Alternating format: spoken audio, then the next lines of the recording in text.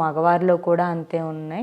And ఖచ్చితంగా physical activity పెంచుకోండి. Walk చేయడం, రన్ చేయడం, జిమ్కి వెళ్ళడం, ఎక్సర్సైజ్ చేయడం అండ్ యోగా, మెడిటేషన్ ఇలాంటివి చేయడం. లేదు అంటే హోమ్ ఎక్సర్సైజెస్ చేయడం. ఇంట్లోనే ఉండి కొన్ని ఎక్సర్సైజెస్ ఉన్నాయి, సో అవి ఇంట్లో ఉండి ప్రాక్టీస్ చేసుకోవడం ఇలాంటివి చేయండి. దయచేసి బయట ఫుడ్ తినటం మానేయండి.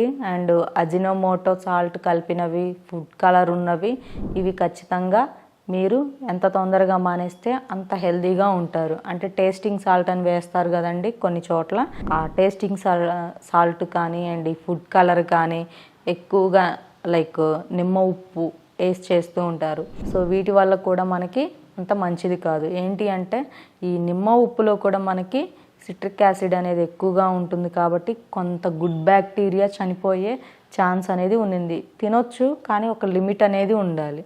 అలా కాకుండా ఇష్టం వచ్చినట్టు తింటే సో అది కూడా మనకి హార్మ్ఫుల్ అవుతుంది. సో వీటిని కరెక్ట్ చేసుకోండి.